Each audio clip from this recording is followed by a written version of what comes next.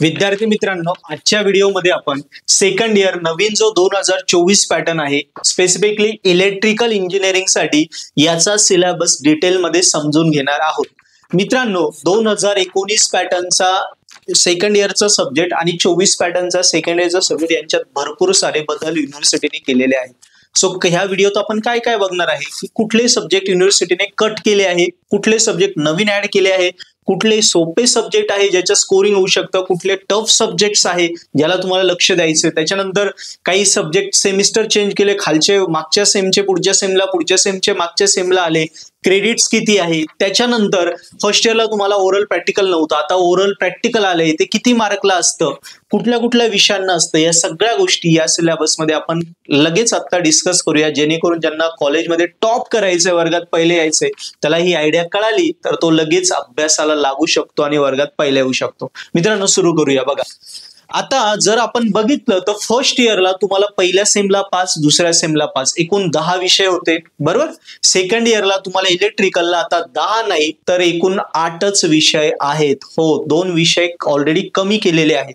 तर आपण बघू शकतो, बघा, हे 30-70 म्हणजे थेरी पेपर, बरोबर ना. 30 मार्काची इन सेम जी कॉलेज कंडक्ट करते सीसी, आणि एंड सेमला 28 मार्कला पासिंग असते 70 पैकी, हे युनिव्हर्सिटी कंडक्ट करते, बरोबर. सो किती 30-70चे 1, 2, 3, 4 म्हणजे पहिल्या सेमला किती सिलेबस सब्जेक्ट आले तुम्हाला? फक्त 4. फर्स्ट इयरला 5 होते, इथे किती आता 4च आहे. आणि सेकंड सेमला जर आपण गेलो तर सेकंड सेमला पण बघा 1, 2, 3, 4च आहेत. सो किती झाले? 4 आणि 4 8च सब्जेक्ट तुम्हाला फक्त थेरी पेपर साठी आहे. सो भारी झालं की 2 सब्जेक्ट ऑलरेडी तुमचे कट झालेले आहेत. यस. नंतर यस, आता सब्जेक्टची आयडिया आपल्याला क्लिअर झाली. पुढे बघूया. सेमिस्टर फर्स्ट इयर सारखंच प्रत्येक सब्जेक्टला किती क्रेडिट दिलेले असतं? इथे क्रेडिट, हे क्रेडिट आहेत. जसं EMI ला 4 क्रेडिट आहे, याप्रमाणे जसं फर्स्ट इयरला पहिलं सेम 22 क्रेडिट, दुसरं सेम 22 क्रेडिट, टोटल 44 क्रेडिट होते, तसंच इथे पहिलं सेम 22 क्रेडिट, दुसरं सेम 22 क्रेडिट, दोन्ही मिळून 44 क्रेडिट. आणि थर्ड इयरला जाण्यासाठी फर्स्ट इयर ऑल क्लिअर आणि सेकंड इयर मध्ये 22 क्रेडिट भरले की तुम्ही थर्ड इयरला जाता. आता हे क्लिअर झालं. आता बघूया सब्जेक्ट्स. बघा, पहिला सब्जेक्ट आहे EMI, नंतर ADE, पॉवर सिस्टीम 1 आणि M3, हे 4 थेरी सब्जेक्ट तुम्हाला द्यायचे. याच्यापैकी जर आपण बघितलं तर तुम्हाला इथे कळेल EMI, ADE हे दोघं आणि M3 हे तिघं मागच्या वर्षी म्हणजे 19 पॅटर्नला पण पहिल्या सेमलाच होते, पण फक्त पॉवर सिस्टीम 1 हा सब्जेक्ट 19 पॅटर्नला सेकंड सेमला आहे. सेकंड सेमला तर तो कुठे आला? आता फर्स्ट सेमला आलाय, अल्टर झालाय. सो पॉवर सिस्टीम 1 हा सेकंड सेमला होता 19 पॅटर्नला, आता 24 पॅटर्नला तो पहिल्या सेमला घेतलाय. आणि हे जे 3 सब्जेक्ट आहे EMI, ADE आणि M3 हे तिघे सब्जेक्ट जसे तसे रिपीट झालेले आहेत. ओके. आता याच्यामध्ये कुठला सब्जेक्ट कट झाला आहे जो 19 पॅटर्न मध्ये होता? एकच मिनिट, मी सांगतो तुम्हाला. थोडा टफ सब्जेक्ट होता 19 पॅटर्न मधला तो इलेक्ट्रिकल सेकंड इयर.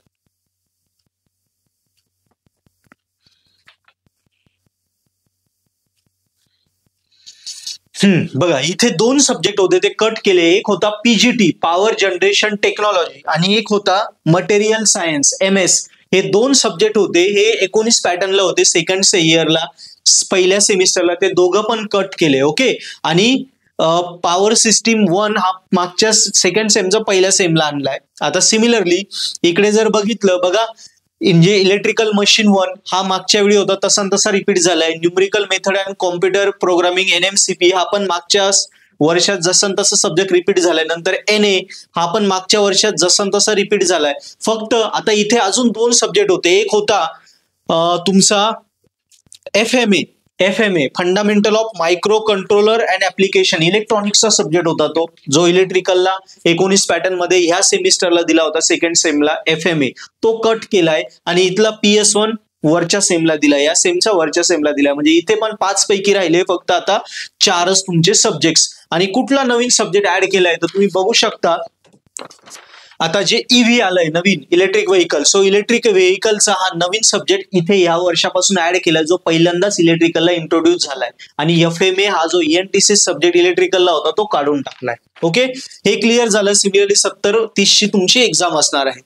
आता पुढे बघूया आपण सिलेबस मध्ये. आपण जर बघितलं तर इथे बघा, ओपन इलेक्टिव्ह, बरोबर. ओपन इलेक्टिव्ह साठी इथे तुम्हाला 3 सब्जेक्ट दिले, याच्यापैकी एक सिलेक्ट करायचा आहे. सिमिलरली इकडे सेकंड सेमला पण एक ओपन इलेक्टिव्ह सेकंड आहे, त्याच्यासाठी पण इथे 3 ऑप्शन दिले, त्याच्यापैकी एक सिलेक्ट करायचा. तुम्ही जर इथे ऑप्शन जर बघितले, सोशल मीडिया, मार्केटिंग, नंतर business essential, rural development, business ethics. Open elective काय असतं, याचं काही काही ब्रांचला ओपन इलेक्टिव्हचे थेरी पेपर आहे. तुम्हाला थेरी पेपर नाही बघा, 30-70 नाही. इथे काय फक्त टर्म वर्क आहे त्याचं, आणि त्याची ओरल आहे. ओरल आहे, OR म्हणजे ओरल. बघा ओरल किती मार्कला आहे, सेकंड सेमला 25 मार्कला एक ओरल आहे, आणि 2 प्रॅक्टिकल आहे. मशीन 1 आणि NMCP चे 2 50-50 मार्काचे प्रॅक्टिकल आहे.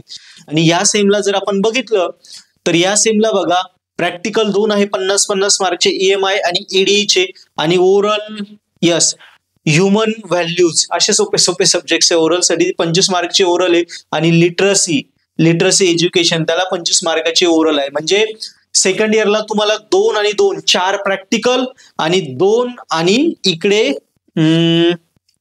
इकडे एक ओरल, म्हणजे 3 ओरल. म्हणजे सेकंड इयरला तुम्हाला जरी 8 सब्जेक्ट आहे, सब्जेक्ट कमी केले, 10च्या ऐवजी किती केले 8, पण प्रॅक्टिकल जर बघितलं तर प्रॅक्टिकल मागच्या वर्षी 3 होते, आता 4 प्रॅक्टिकल आहे. आणि मागच्या वर्षी प्रॅक्टिकल ओरल 2च होते, आता 3 ओरल आहे. म्हणजे एक प्रॅक्टिकल आणि एक ओरल वाढवलंय, म्हणजे सेमच झालंय जवळपास. कळालं, 2 सब्जेक्ट कमी केले तर एक प्रॅक्टिकल आणि एक ओरल वाढवलंय, म्हणजे 2 गोष्टी वाढवल्या. So it is clear. आता बघा प्रॅक्टिकल आहे 50 मार्कला असता, सो 50 पैकी 20 ला पासिंग असते प्रॅक्टिकलला, आणि ओरल आहे 25 मार्कला, 25 पैकी 10 ला पासिंग असते.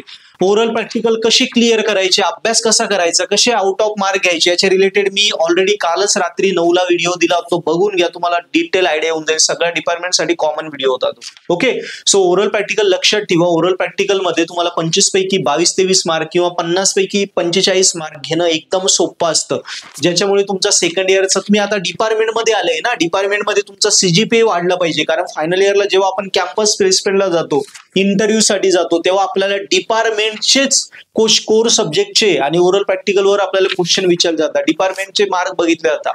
सो मार्क वाढवण्यासाठी थेरीला कसं आहे 100 मार्कास पेपरला 80 पडत नाही, पण ओरल प्रॅक्टिकलला कसं आहे 50 पैकी 40-45 मार्क पडणं एकदम सोपं असतं. काय करायचं मी त्या व्हिडिओत दिलाय, तुम्ही ते बघून घ्या. यस, आणि त्यामुळे ओरल प्रॅक्टिकल असणं खूप फायद्याचं, आपला CGPA वाढतो. आता मी हे सगळं एक्सप्लेन केलं. आता लक्षात घेऊया की महत्वाचे टफ सब्जेक्ट कुठले आहे आणि सोपे सब्जेक्ट कुठले ज्याच्यावर स्कोर होऊ शकतो. बघा सोपे सब्जेक्ट सांगतो, ADE आणि EMI हे दोन्ही एकदम सोपे विषय, यांच्या स्कोरिंग होतं, एकदम आउट ऑफ मार्क पोरांना पडतात.